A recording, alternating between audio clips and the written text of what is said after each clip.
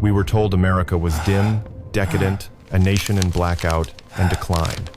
But through this window, at 10 o'clock at night, the streets are blazing. Every porch, every store, every farmhouse. No nation could have such abundance while fighting on two fronts. They thought America was weak. This night said otherwise.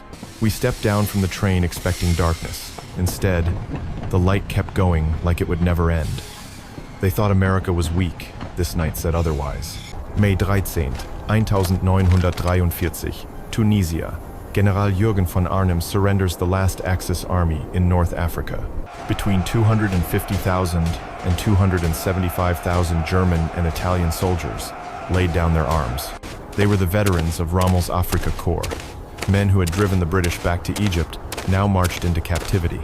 They photographed us, issued identity cards, gave medical exams, all within hours. We had never seen such speed. Processed faster than the Wehrmacht ever did. In Oran, thousands of prisoners moved each day through an intake system that ran with mechanical precision. The Geneva Convention explained in fluent German. Inoculations, medical care, food rations. Then came the ships. Liberty ships that would carry them across the Atlantic. What the Germans thought impossible propaganda was about to become their daily reality. They thought America was disorganized. The intake shattered that. They threw away half-eaten steaks, whole loaves of bread, gallons of milk gone sour, not to mock us, but because it meant nothing to them. Their supply was limitless. These were Liberty ships, the workhorses of America's war. 2,710 built. At the peak, 3 ships a day slid into the water, radar on a cargo ship. We thought only we, maybe the British, had such things. If even their transports carried this, the war was already lost. Engines built in separate plants, cylinders forged in one state, assembled in another. Entire ports constructed from nothing in just 2 years. It was industry on a scale beyond imagination. They thought America was scarce. Supply felt limitless. Norfolk, Virginia, 4,000 acres of docks and warehouses. In a single day, this port moved more tonnage than Hamburg could manage in a week.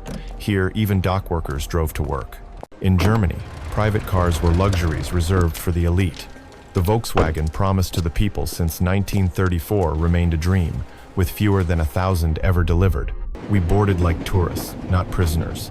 Air conditioning in August. We thought such comfort existed only on Hitler's personal train. 3 days by train would do more to dismantle Nazi propaganda than any leaflet or broadcast. For the first time, they saw America not as myth, but as living reality. They thought America was decadent. Infrastructure was disciplined abundance. Tennessee. The Alcoa aluminum plant consumed 175,000 kilowatts of power, more than the entire city of Munich. In Kentucky, 4 synthetic rubber plants rose from empty fields in just 18 months. America produced 800,000 tons a year. Germany never managed more than 120,000. Each facility was more advanced than anything we had built, and there were dozens more across the country. Willow Run, built in just 9 months. 42,000 workers. A bomber every 63 minutes. 1.55 million parts from 1,500 subcontractors. We had been told their planes were inferior, hastily built, ready to fall apart. But I saw the precision, the speed. These were not inferior aircraft. They were stronger than we could imagine. They thought American planes were inferior. Precision, plus speed proved otherwise. On the Mississippi, barges carried more grain than Germany harvested in an entire year. The elevators lining both banks held enough wheat to feed a city for months. They ate meat like we wished to eat bread. A guard bought 20 hamburgers for 15 cents each. Meat, cheese, vegetables, all for $1. In the American Midwest, a single combine harvested 100 acres a day. Mechanization turned fields into oceans of grain. One American farmer does the work of 100 German farmers. They thought America starved. We ate meat like they wished to eat bread. Camp Hearn in Texas became the model. Built in just 90 days. It had electricity, hot showers, flush toilets, steam heat. For many prisoners, these barracks offered more comfort than their homes in Germany. The camp hospital stunned German medical officers. X-ray machines, surgical suites, pharmaceutical supplies, and penicillin, the miracle drug, used freely even for minor infections. Today, we threw away more food than my family had seen in 3 years. Not spoiled, simply excess. American regulations required 10% surplus, then discarded it. What they saw was not cruelty, but confidence. America's strength was so secure, it extended dignity even to its enemies. They thought America cruel, treatment matched confidence. Behind the daily routines stood the law. The 1929 Geneva Convention guaranteed rights, medical care, correspondence, fair treatment. In America, those rules were not just honored, they were systematized. Labor for civilians was legal. Prisoners were paid the equivalent of 80 cents per day, usually as canteen coupons. Part went to daily needs. Part was credited to be returned after the war. We thought it was propaganda, but the coupons were real. We could buy soap, cigarettes, even coffee. Payment made captivity tangible. They thought propaganda, legality, and pay made it tangible. Not every camp was orderly. In Tonkawa, Oklahoma, 1943, German prisoners murdered one of their own accused of betrayal. At Camp Alva, extremists stirred violence. One prisoner was shot during an escape attempt. In Seattle, the Fort Lawton riot of 1944 left an Italian prisoner dead. And in Salina, Utah, July 1945, an American guard opened fire, killing 9 Germans in their sleep.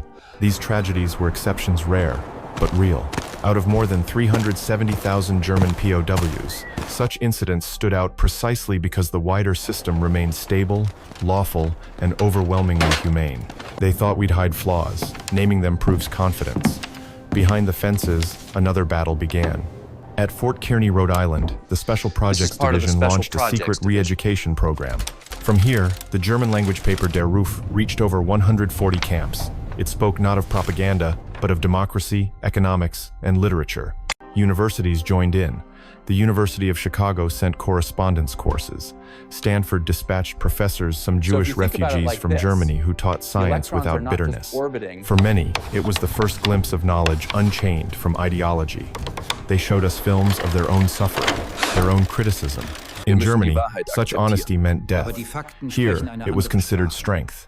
They thought democracy was chaos. Plurality felt like strength. September 1943. After Italy's armistice, 45,000 Italian prisoners volunteered for Italian service units. They worked in depots, factories, and farms across America, wearing new uniforms, earning better pay, even enjoying more freedom. For German prisoners, it was a shock. Former allies now treated better than they had ever treated the Italians themselves. Italians worked freely, sent money home, even dined in American restaurants. The Italians betrayed us, yet they are rewarded. The Americans show no hatred. Their democracy, we were told, was vengeful chaos. But here, cooperation meant opportunity. They thought democracy was vengeful. Policy rewarded cooperation. June 6th, 1944. D-Day. 6,000 ships, 11,000 aircraft, 150,000 men in the first wave. 15,000 tons of supplies landed every day across open beaches. For prisoners who had believed America weak, the scale was incomprehensible.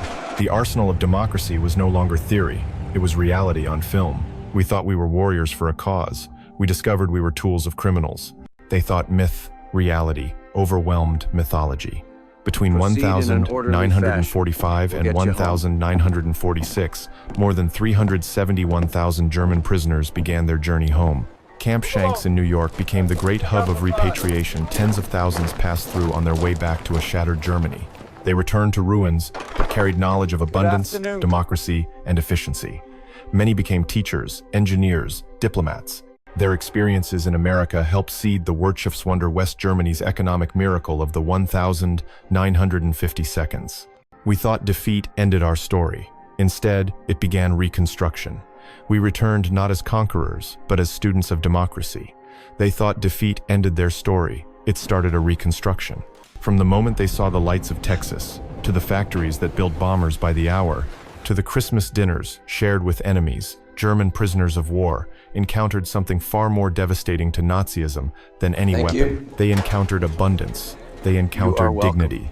They encountered a society secure enough in its power to show mercy. America's true victory was not written only in tonnage, sorties, or divisions. It was written in every electric light that never went dark, in every meal that exceeded imagination, in every classroom where ideas flowed freely. Production built victory.